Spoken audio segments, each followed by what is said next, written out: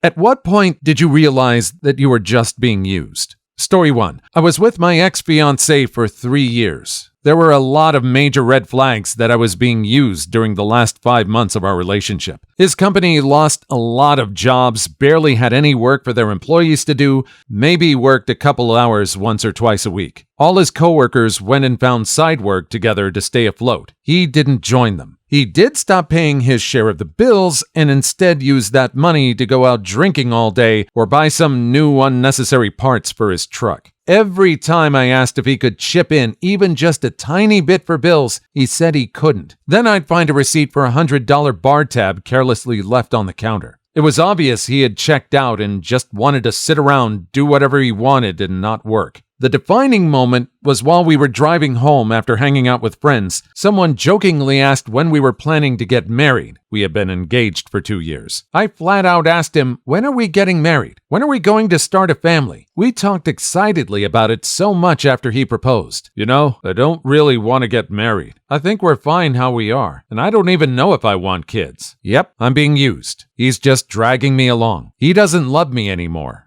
Or was never in love with me to begin with, but I'm definitely just the person who pays the bills. I had a suspicion he was cheating again, but no evidence. It was my birthday and I asked if he wanted to go to dinner. Obviously, I would be paying. Nope, he didn't feel like it. He didn't get me a gift. I didn't want anything, but I hoped for some small gesture, a handwritten note, something. I bought myself a small cake. "You want to hang out and eat cake with me?" Nope, too busy watching TV. A week later, I told him I was done, that he could take a couple of days, but he needed to pack up and go back to his dad's house. Suddenly, he was crying. Suddenly, he was paying attention to me. "I'll marry you. We can start trying for a baby tomorrow." With what job? What money? You don't even care to be anywhere near me. You ignored me on my birthday. He packed up and left the next day. I found out a couple weeks later he was seeing another girl behind my back and that she was pregnant. That's so painful. Were there any conversations about money in depth? It sounds like he just changed the subject or didn't even want to be around her. I think he was just trying to avoid the conversation so she could keep paying the bills. Well, I'm glad she got out of it before they started for a baby. She got out intact. Story 2. Girl I had considered my best friend through high school and college whined for weeks about how she had nowhere to go for Thanksgiving. Kicked out by her fundy parents at 18, so I invited her to dinner with my family. She didn't show up, so I called to see what happened. Turns out she did have places to go for the holiday. 7 different houses, including her parents. And she didn't think she could fit us, i.e. the person she'd called her best friend for nearly a decade, into her plans. When I asked if she had been planning on calling me at any point to tell me she couldn't come, she said no, just no. Not even a half-baked apology. I hung up on her and spent the rest of the night analyzing my friendship with her. I realized that despite all I did, giving her rides, storing her stuff, attending her life events where I was promptly forgotten, and spending a ridiculous amount of time on the phone helping her work through her drama of parents/boys/money/school, including helping her plan a wedding to a man I later learned wasn't even legally divorced from his first wife, she didn't reciprocate at all. When I talked to her about my problems, she made a show of listening before changing the subject to her problems, which would go on for hours. We had to do activities she wanted, read at places she liked. We had to work around her schedule, but there was always a good chance that she would blow me off without even telling me. I promptly disappeared from her life. I don't even think she noticed. I believe this so-called friend has the attitude of, what's the phrase? Thinking they're the main character of the story. Have you ever had to take a step back and analyze a friendship like this? Maybe wonder where it's going? It's not a commitment like marriage, but this is still a big part of your life. It's kind of painful, and some people try to avoid it just because they don't want to be alone. But sometimes, like this person, it's necessary. Story 3. My girlfriend was in a bad accident, and a female friend of mine was helpful with helping me deal with everything going on. A week after the accident, my girlfriend passed. My friend started trying to get closer to me. Due to the state I was in,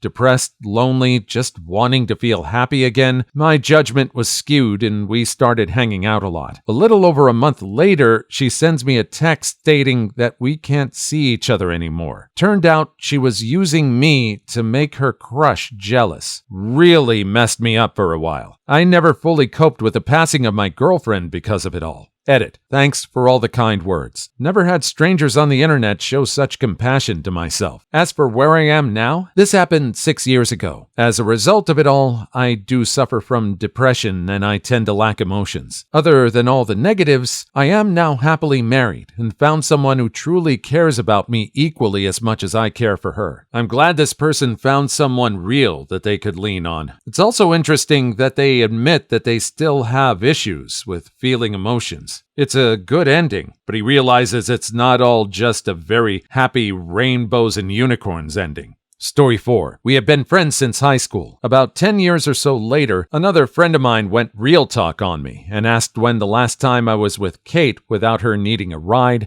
or asking to borrow something, etc., etc. I chewed on that for a few months and realized, she really does only call when she needs a ride, money, advice, or a sitter. She was never really around when I needed something, which was rare, or if I just had a bad day and needed a vent. She would call me right back. Never. I started distancing myself from her gradually, and once I started turning down her requests, weeks would go by before I'd hear from her. One night, after several weeks of no communication, other than an occasional comment or like on Facebook, she called to ask if I could give her a clean urine sample for her new big job at Arby's. End friendship. 10 years up in smoke. Story 5. There was this girl who was very romantic, had a very good relationship with her. I would drive 40 minutes to come and see her, and yet somehow something was odd. There were days where she loved to talk with me, loving me a bunch, crying sometimes about how I'm the best person she knows, that she doesn't deserve me, etc. And I think she was really in love with me. But other days, she disappeared, like no texting for 1, 2, even 3 or 4 days. Crazy. But she had excuses and I was foolish enough not to ask further, but I noticed a weird pattern. She would only be super lovely with me after those breaks, and her interest will slow down until she disappears again. Fast forward a month, I'm about to leave office now, so I'll continue later if you want, and her best friend finally comes to me very embarrassed and confesses to me that she, my girlfriend, has a boyfriend and he lives in the same city and that he's a real jerk, the one that humiliates you or even hits you in front of his friends, and that my girlfriend blocked me on WhatsApp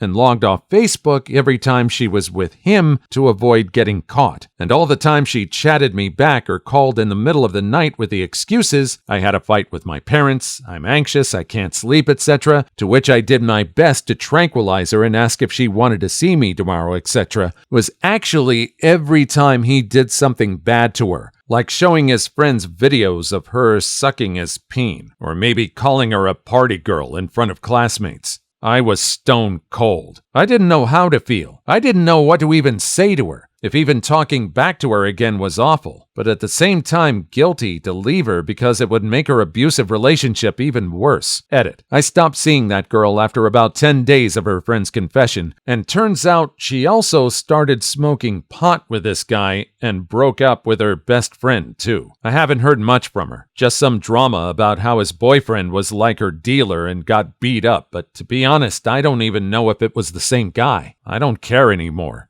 Story 6. My friends, married, would always want to just hang out with us 3 alone, never inviting me to hang out with their other friends. They would ask me to watch their dogs all the time while they were out of town and said friend group because the dogs just love you only. I think I fully realized it when all the friend pictures in their house included none of me. Yep, I was also in a situation where a friend was constantly asking us to watch their dog. Then one day I was in a bind and really needed someone to watch our dogs for a short amount of time. When I asked, they said it wasn't convenient for them. I started to realize the only time they reached out to me was when they wanted something. I thought we were friends, but started to realize I was just providing a free kennel. Oh, that sucks getting used. Have you ever had that situation where you realize someone is just using you because they want something from you?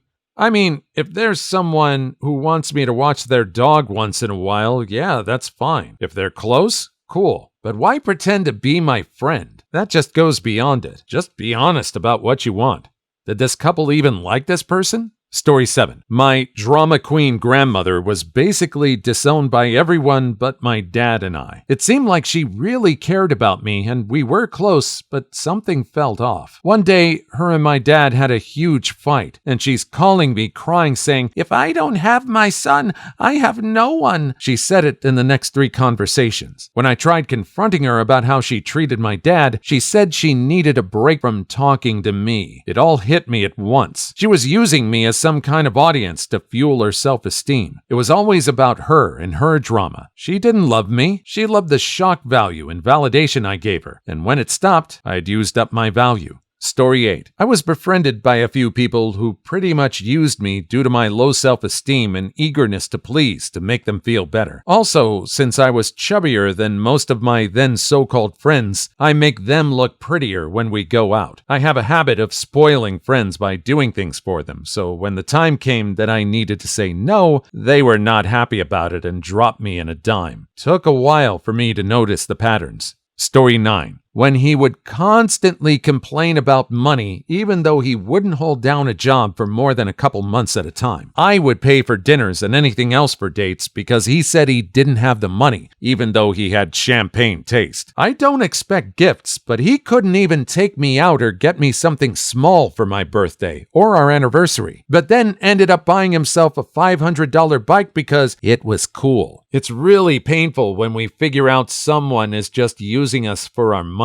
Hey, things are tough all over, but don't expect me to pay if you can't pay for yourself. I'm sure there are a lot of people that just fast talk their way into getting others to cover stuff while they get to use their own money for the fun stuff they want. It really sucks. That kind of so-called friendship seems to hurt the most when you figure it out. Story 10. Back in high school, I was one of the first to have my license and a car. I noticed that my friends wanted to hang out with me a lot less when they got their own cars/licenses. Yeah, not very proud that I didn't see the writing on the wall. They say it was just coincidence that we fell through at the time, but I think it's pretty obvious. Story 11. When she called me at 2 a.m. to ask me why I liked her, and when I asked why she wanted to know, she basically told me it was because she wanted a quick ego boost. Edit. A lot of comments seem like they're assuming I was her boyfriend. Her and I were not together, but she knew I had feelings for her. Story 12. When I pleaded with my father to pay me like a normal employee so I could get EI when I went to school, he said no. It was too much work to do it and would cost him money. I quit 2 days later and went to work for his competition. Story 13. I have hot friends. Guys calling me to invite me to come out with them, then casually at the last minute suggest I bring certain friends. Step off, dudes. If you want me to hook you up with my hot friends, just say that in the first place. Story 14. When I was asked to pay more than half the rent on my own, despite 3 other people living in the house because they didn't make enough to pay the rent. Then they proceeded to go out to bars while 5 seconds later, I'm too broke to even afford food. Story 15. When I was his personal therapist when he and his ex broke up, not the first time, and a few weeks later, they got back together and I never heard from him again. You're welcome, jerkwad. Story 16. When she complained to me, I wish someone would just buy me a car so I don't have to drive around that $500 beater. I had bought her the $500 beater. Story 17. There comes a point in many friendships where you realize that if the tables were turned, the other person probably would not do nearly as much for you as you're doing for them.